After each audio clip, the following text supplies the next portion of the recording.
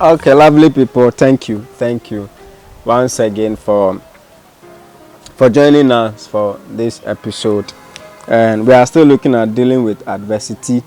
And last week we looked at the sources of adversities. We are continuing in the same vein, sources of adversities. Last week we looked at three: that Satan, God Himself, and other people are some of the sources of adversities as outlined in the scriptures.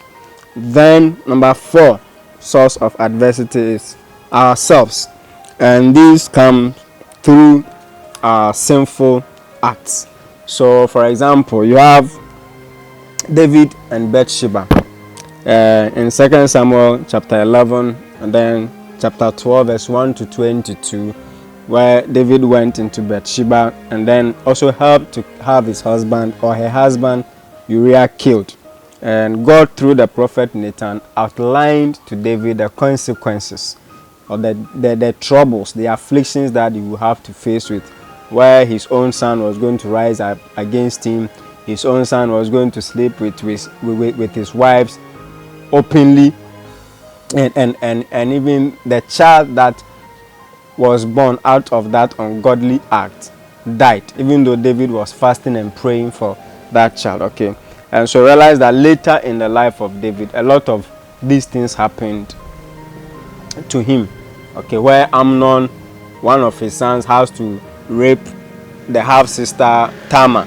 Okay, and it brought all kinds of confusion, where Absalom, the brother of Tamar, after 2 years, had to conspire and then kill Amnon. Okay, so these are afflictions that David had to deal with because of his own sinful act. And then you also look at Samson and Delilah. So Judges chapter 16 verse 1 to 21. Samson decided on his own that he was going to reveal the source of his power to Delilah, even though that was supposed to be something, a secret that he was to carry to the grave. But on the lapse of a woman, he decided that he was going to do that.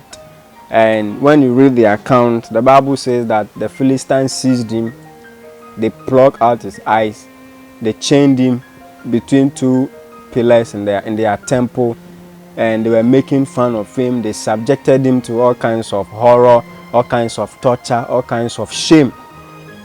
Okay, of course, at his latter end, the Bible says he killed more Philistines on that particular day than all his lifetime. Okay, but he suffered affliction, he suffered pain, he suffered embarrassment because of his own sinful choices by revealing the source of his power. And then another person that, even though it is not stated categorically, but we can make reference, is in John chapter 5 verse 14, when Jesus healed the man that was at the pool of Bethesda, who has been there for I think 38 years or so. When Jesus healed him, later when Jesus found him, Jesus told him that he needs to be very careful, he needs to be conscious of his life. I'm just paraphrasing. If not, a worse thing will happen to him. Okay, he needs to guard against sin. Let me read it and then give you the actual thing that Jesus said. John chapter 5 verse 14. So this is what Jesus says. Afterward, Jesus found him in the temple and said to him, "See, you have been made well. Sin no more, lest a worse thing come upon you." So you can infer from that the man was suffering that affliction or that pain or that embarrassment because of sin. So Jesus says, "Sin no more. If not, a worse thing will come upon you." Okay. So another example is Achan in Joshua chapter 7 verse 1 to 26, when God had given clear instruction to the children of Israel that nobody should take anything from the land of Jericho after it was conquered. But Achan decided that as for him, he was greedy for gain, so he decided to take some things, and that became a sin in the camp of the children of Israel, for which reason they suffered the embarrassing adversity of defeat at the hands of a small city like Ai. Okay, of course, God had to reveal it to Joshua, and eventually Achan was found out. He was stoned to death, his family, and that was his end. Okay, so our own lifestyle, our own sinful choices.